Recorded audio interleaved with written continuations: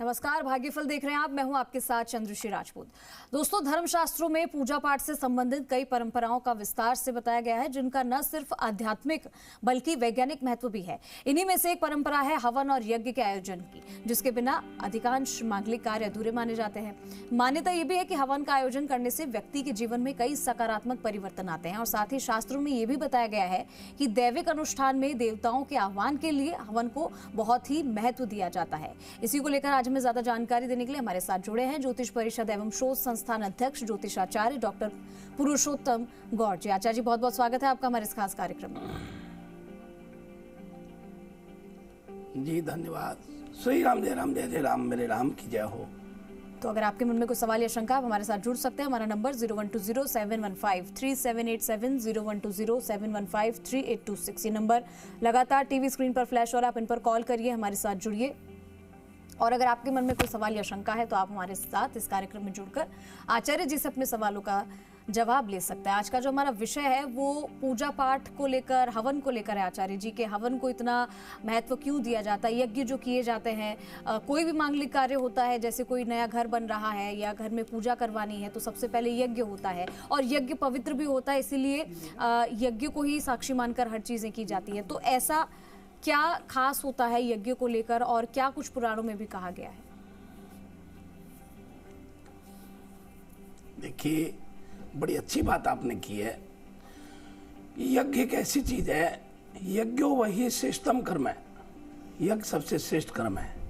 और यज्ञ के बारे में जैसा आप बात कर रहे हैं, आप सावन का महीना चल रहा है, जहाँ भी सहस्त्रघट होते हैं तो लोग भगवान रुद्रयाग से हवन कराते हैं। और कई लोग यहाँ तक होता है कि हवन तो करा लेते हैं, लेकिन उन्हें पता नहीं कि अग्नि का वास है या नहीं। कल ही एक व्यक्ति ने मेरे पास कहा कि साहब, हम 19 तारीख को हवन करवा रहे हैं और इसलिए करवा रहे हैं कि घर में सुख शांति रहे। अब देखिए, 19 तारीख का पूर्णमासी है, सोमवार का दिन है। अब पूर्णमासी यानी 15 हम यज्ञ का वास कैसे निकालते हैं? तो 15 और रविवार से काउंट करते हैं। तो रविवार सोमवार कितने हो गए? 17। उसमें एक अग्नि का जोड़ते हैं, कितने हो गए? 18। अब 18 में 4 का भाग दीजिए आप, तो 16 बचे। 16 हुए, अब 2 बच गए। अब जब 2 बचता है तो आप देखिए कि अग्नि का निवास पाताल में होता है और पाताल का अग्नि का निवास धन संपत्ति का नाश कर देता है। तो ऐसे में जो है, ये मेरे मन में आया, ये जहन में आया कि ये बहुत बड़ा एक प्रश्न है कि लोगों को अग्नि का वास बिना देखे एक अपनी सुविधा के अनुसार यज्ञ हवन कर लेते हैं और परिणाम होता है कि उसके बाद उसके परिणाम जब दुष्प्रभावित तरीके से होने लगते हैं तो फिर वो धर्म से मोह उनका हटता है। और धर्म से मोह इसलिए हटता है कि हमने तो ये पुण्य किया था, उसके बाद हमारे साथ ऐसा हुआ। कभी नहीं सोचेंगे कि हमने गलती की है, हमें ये नहीं करना चाहिए था, हमें विचारणीय मामला था, इसे बड़े अच्छे विद्वान व्यक्ति से जानकारी लेके करना चाहिए था। ऐसे बहुत लोग हैं जो कुछ भी कर लेते हैं, लेकिन नहीं, आपको बिना सलाह के कोई जैसे दवा नहीं लेता है, वैसे आपको कोई भी अनुष्ठान पूजा पाठ नहीं करनी चाहिए। और इसके मर्मज्ञ जो लोग हैं वो आपको बताएंगे कि कैसे करना चाहिए और कैसे नहीं करना चाहिए। यदि आप अग्निवास निकालना चाहते हैं तो शुक्ल पक्ष की प्रतिपदा से काउंट करें और अमावस्या तक 30 होते हैं। जिस दिन वार करें, जैसे मान लीजिए शुक्रवार है तो रविवार, सोमवार, मंगलवार, बुधवार, बृहस्पतिवार, शुक्रवार, यानी 6। तो आप 6 और जोड़ें। 6 जोड़ दिया आपने, उसमें जिस दिन तिथि में हवन कर रहे हैं उसके बाद एक अग्नि का जोड़ दें और उसमें 4 का भाग दें। यदि 0 बचे तो अग्नि का वास पृथ्वी पर होता है, ये बहुत शुभ होता है।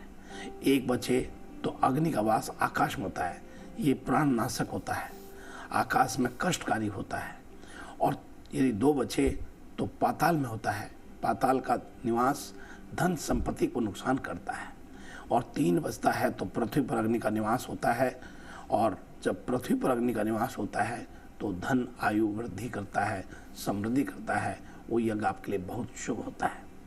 हालांकि आगे कभी बात करेंगे कि इसमें ग्रहों की आहुति जो देते हैं उसको किसके मुख में वो आहुति जा रही है, ये भी एक बड़ी बात है। कई बार हम आहुतियाँ करते हैं। और देखिए चंद्रश्री जी, आहुति जब हम कर रहे होते हैं तो पूर्ण श्रद्धा और निष्ठा पूर्ण भाव से होती है।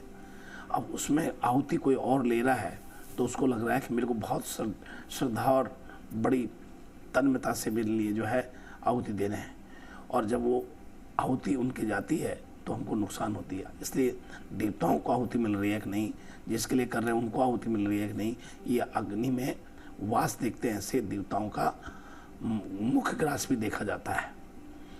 आपको एक बात बताना चाहते हैं कि जब आप हवन करें तो विशेष रूप से ध्यान रखें कि हवन में अग्नि का वास देखना बहुत जरूरी होता है। अब एक प्रश्न आता है कि अग्नि जब हवन करें तो यज्ञ को, जैसे मैंने पूर्व में बोला कि यज्ञ वही श्रेष्ठतम कर्म है, दुनिया में सबसे बड़ा श्रेष्ठ कर्म कोई है तो यज्ञ है। यज्ञ से ही किसी भी कार्य की सिद्धि साधना बनती है।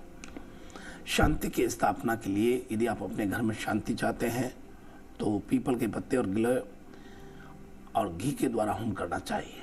शारीरिक पुष्टता चाहते हैं तो बील पत्र और चमेली का पुष्प घी के साथ हवन करना चाहिए।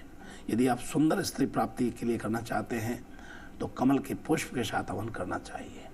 यदि आप आकर्षण के लिए करना चाहते हैं तो पलाश के पुष्प से हवन करना श्रेयस्कर होता है।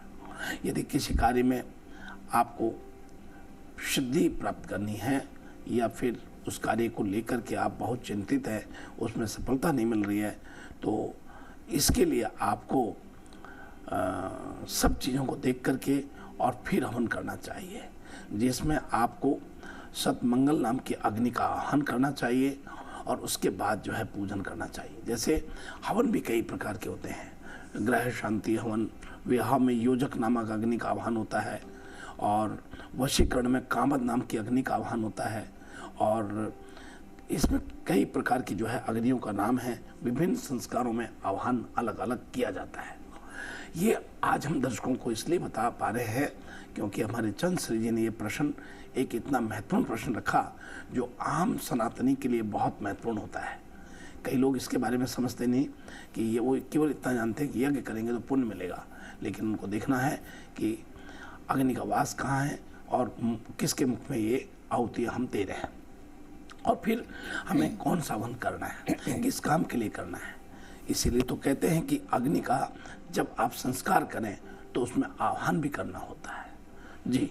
और इसके लिए बहुत अग्नि को जब हम करते हैं, अग्नि दूतम पुरु दधे हव्यवाहा मुब्रवे देवा आरम साहर दिया, तो अग्नि का जब भी आह्वान करें तो आपको विभिन्न प्रकार से जो संस्कार में कर रहे हैं उसमें आह्वान करना चाहिए जी। बिल्कुल, और आचार्य जी ने बड़े ही तल्लीनता से आपको एक एक चीज समझाई है कि यज्ञ करने से क्या कुछ आपको लाभ होता है, क्यों करना चाहिए, उसका पुराणों में भी क्या महत्व है। एक एक करके हमारे कॉलर भी जुड़ने लगे हैं आचार्य जी, कॉलर्स को भी ले लेते हैं। पहले कॉलर जो हमारे साथ जुड़े हैं, अपना नाम और अपना सवाल बताइए। हेलो हेलो जी जी हेलो, बोलिए, आपकी आवाज आ रही है। हेलो, हाँ बोलिए बोलिए, आपकी आवाज मिल रही है। मेरे को मेरी बेटी की शादी के लिए पूछना है, उसका जन्म है 1994, रात के 2:20 में। नहीं, पर डेट और महीना तो होगा ना बहन जी। 1994 तो मान लिया, डेट और महीना और समय तो आपने 2 बजे बता दिया। बताइए। जन्म उसका जयपुर है और रात का 2:20 में। नहीं, तारीख और महीना क्या है? आपका 6 अगस्त 1994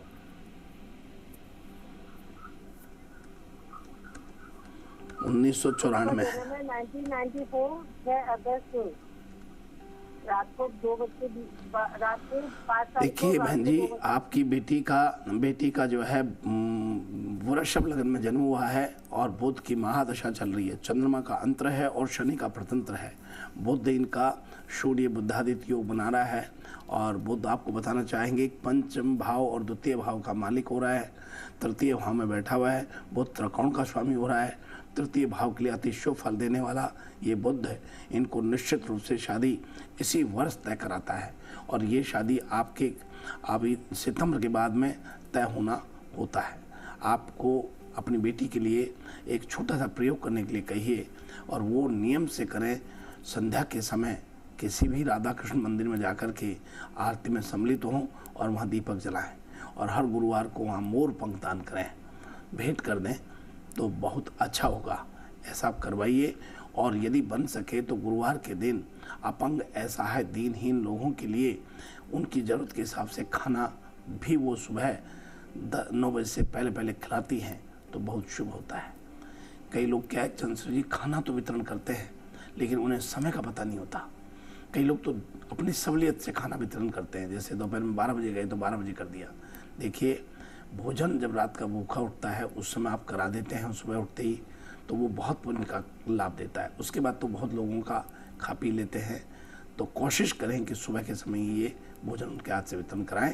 इसी साल उनकी शादी होगी और कोई ए और सै नाम का लड़का होगा, 2 बहन भाई होंगे। आपके मकान से दक्षिण और पूर्व में आप घर होगा। इस प्रकार से जो है उनको लड़का मिलेगा। बहुत मंगल शुभकामनाएं। जी, अगली कॉलर का रुख कर रहे हैं। अगले कॉलर जो हमारे साथ जुड़े, अपना नाम और अपना सवाल बताइए। राम राम पंडित जी। जी राम राम जी। पंडित जी, मैंने अपने पिताजी के बारे में पूछना। उनका नाम है Rashpal Singh, date of birth है 22 अगस्त 1969 और टाइम है सुबह के 9 बजे। पंडित जी, मैंने जाना था कि इनकी जमीन का केस लगा है पंडित जी, 15-16 साल हो गए हैं पंडित जी। हमारे पक्ष में अभी तक नहीं हुआ और अभी जो हमने वकील किया था हम उसको चेंज कर रहे हैं क्योंकि ये हमें कुछ बताता ही नहीं था। तो नया वकील जो हम करेंगे उसका नाम है उदय सुदन।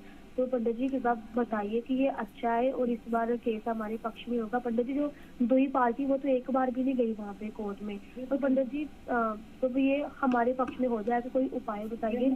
और वकील का नाम है उदय सुदन, बताइए ये अच्छा है और हमें उपाय बताइए अच्छा है।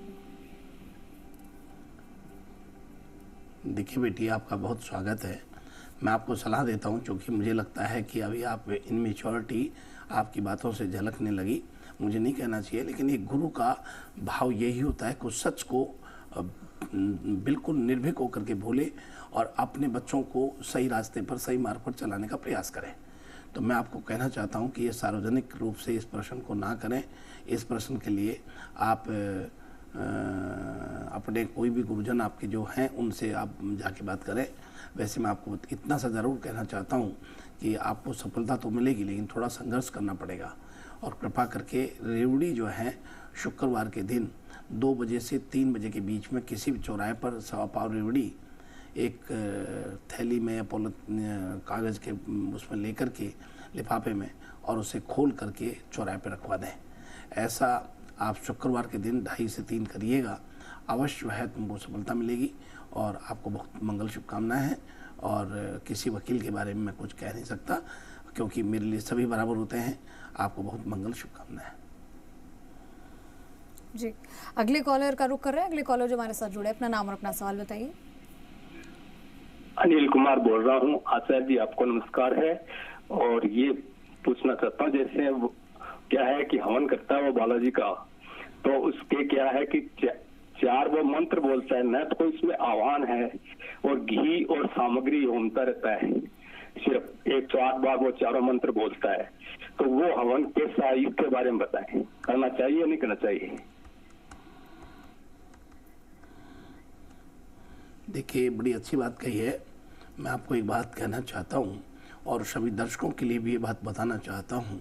मैं इसलिए शेयर कर रहा हूँ कि हनुमान जी का अधिकांश लोग चंद्रशेखर जी हवन करते हैं और हवन जब करते हैं तो उन लोगों का भाव एक ही होता है कि हनुमान जी का आशीर्वाद हमें प्राप्त हो। और हनुमान जी की सेवा करने से धन, लक्ष्मी, बुद्धि का जो है भंडार होता है।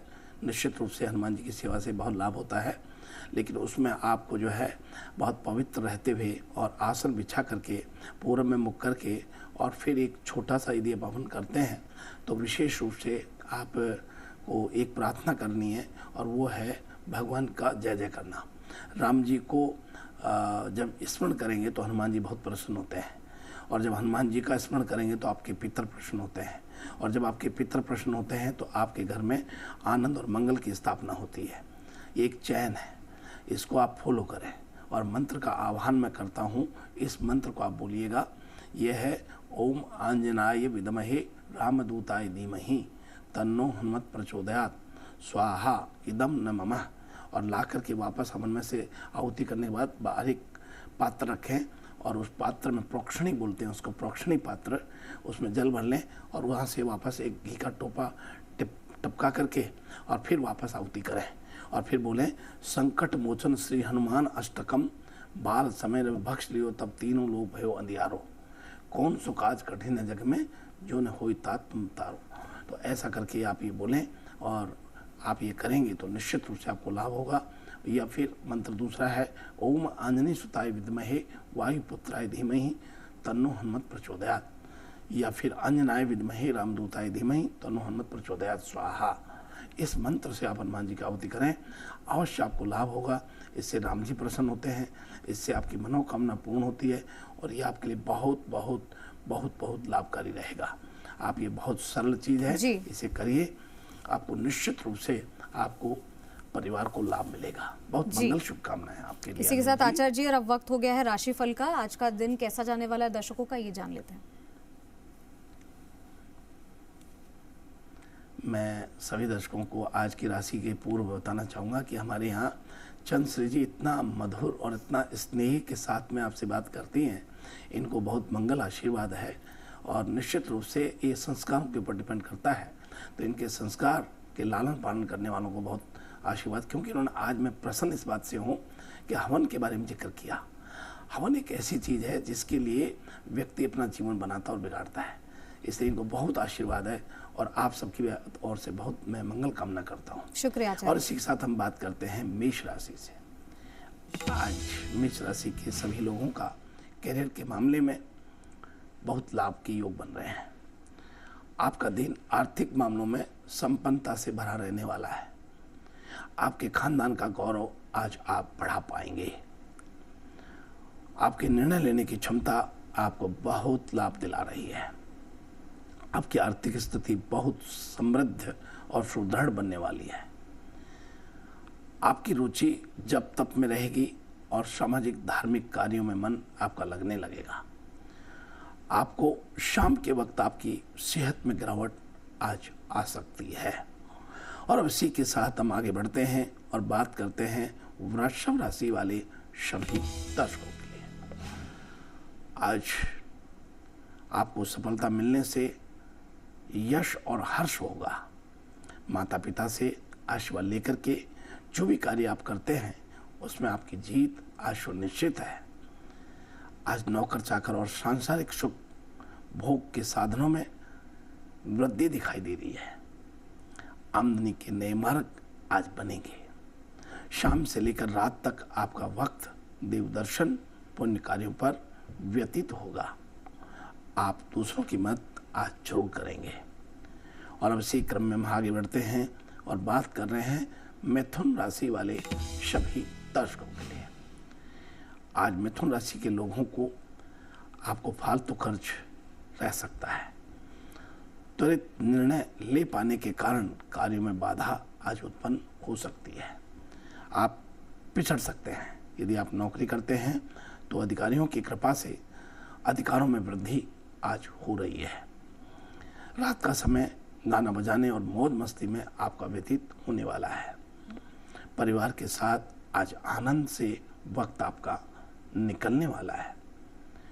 और अब इसी क्रम में हम अगली राशि का रुख करते हैं और वह है कर्क राशि।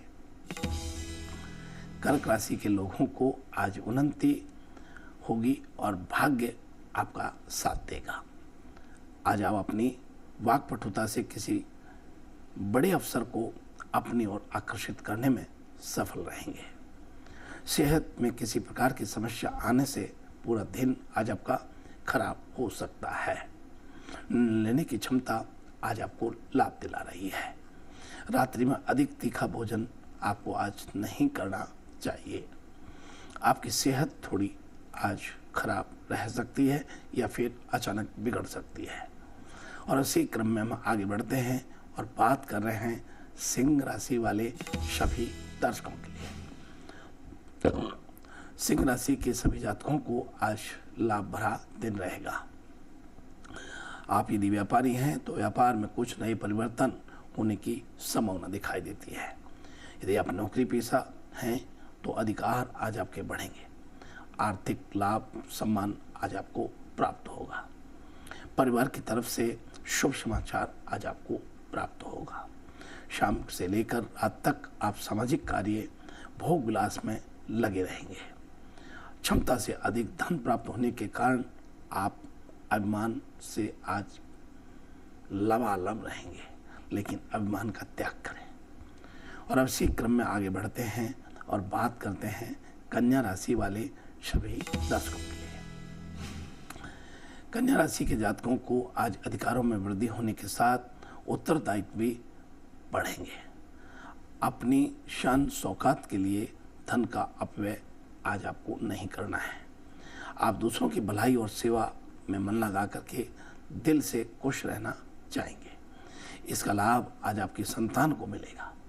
गुस्सा आपकी सेहत को खराब कर सकता है, आपको नुकसान भी हो सकता है, आपको सावधानी बरतनी चाहिए। और अब बात करते हैं तुला राशि वाले सभी दर्शकों के लिए। आज तुला राशि के जातकों के लिए विशेष रूप से कोई नुकसान होने की आशंका दिखाई देती है। अकस्मात कोई राजकीय दंड भी प्राप्त आज आपको हो सकता है, इससे जोखिम के काम से दूर रहें। शाम से लेकर रात तक छोटे मोटे कष्ट व मानहानि की आशंका आज बनी हुई रहेगी। शारीरिक परेशानियां बढ़ सकती हैं, आपको नुकसान हो सकता है, आपके सम्मान को ठेस पहुंच सकती है। और अब बात करते हैं वृश्चिक राशि वाले सभी दर्शकों के लिए। आज वृश्चिक राशि के लोगों को नौकरी करते हैं तो पद और अधिकारों में बहुत समृद्धि हो रही है। आपके साहस एवं पराक्रम के सामने शत्रु नतमस्तक आज होने वाले हैं। संतान के प्रति प्रेम भावना आपकी बढ़ेगी। शाम से लेकर रात तक ज्ञान में वृद्धि हो रही है। नौकर चाकरों का सुख पर्याप्त मात्रा में प्राप्त होगा। आपके लिए लाभ और सम्मान के योग बने हुए हैं। आपका मन बहुत खुश रहेगा। और अब इसी क्रम में बात करते हैं धनु राशि वाले सभी जातकों के लिए। करियर के मामले में लाभ होगा। इस समय अध्यात्म तत्व ज्ञान की प्राप्ति आपको मिल रही है। आपकी बुद्धि विवेक से नए ज्ञान में वृद्धि हो रही है। रोके हुए धन की प्राप्ति आज संभव होती है। सायंकाल अकस्मात संतान कष्ट होने की संभावना दिखाई देती है। विश्वास प्राप्त व्यक्ति नौकर चाकर विश्वासघात करने का प्रयास आज करेंगे। सावधान रहें, आपके धन में वृद्धि और लाभ होगा। और अब बात करते हैं मकर राशि वाले सभी जातकों के लिए। आज करियर में लाभ और उत्साह प्राप्त होगा। आपके सामने ऐसे अनावश्यक खर्चे आएंगे जिनको आपको करना मजबूरी रहेगी। आपकी उन्नति रुकी हुई है। अवश्य आपको जो है अपने काम में लगे रहना है। शुभ व्यय और कीर्ति में वृद्धि होती है। आपके धन में वृद्धि के योग बन रहे हैं। आपके सम्मान में वृद्धि के संयोग दिखाई देते हैं। और अब इसी क्रम में आगे बढ़ते हैं और बात कर रहे हैं कुंभ राशि वाले सभी दर्शकों के लिए। आज आप विशेष धैर्य से काम लें, क्योंकि जल्दीबाजी में किए गए कार्यों से आज हानि संभव हो रही है। आपकी भौतिक सुख सुविधाओं की वृद्धि आज बनेगी। नए नए कार्यों में विनियम करना पड़े तो अवश्य कीजिएगा, आगे चलकर लाभ होगा। संतान की नौकरी एवं विवाह इत्यादि मांगलिक कार्यों के लिए किए गए प्रयास आज सफलता देंगे। आपकी भौतिक सुख सुविधाओं में वृद्धि और लाभ की स्थिति बनेगी। और अब इसी क्रम में हम आगे बढ़ते हैं और बात करते हैं मीन राशि वाले सभी दर्शकों के लिए। आज काफी उतार चढ़ाव वाला दिन रहेगा। आपकी सेहत बिगड़ने से पेट खराब हो सकता है। यदि आप किसी वित्तीय संस्था या व्यक्ति के ऋण लेना चाहते हैं तो आसानी से आज आपको प्राप्त हो रहा है। नई नई योजना बना करके उन्हें सफलता की ओर अग्रसर करने के लिए आपको मेहनत करनी पड़ेगी। आपके साहस एवं पराक्रम के से आपका आत्मविश्वास बढ़ेगा और सुख सम्मान में काफ़ी इजाफा आज हो रहा है। इस प्रकार से यह है हमारा आज का राशिफल। जी, तो आज हमने यज्ञ के बारे में जाना और राशिफल कैसा था ये भी जाना। आचार्य जी के साथ हमारे साथ जुड़ने के लिए आपका बहुत बहुत धन्यवाद। शुभ प्रभात, शुभ आशीर्वाद। श्री राम, जय राम, जय जय राम, मेरे राम की जय हो। तो उम्मीद करते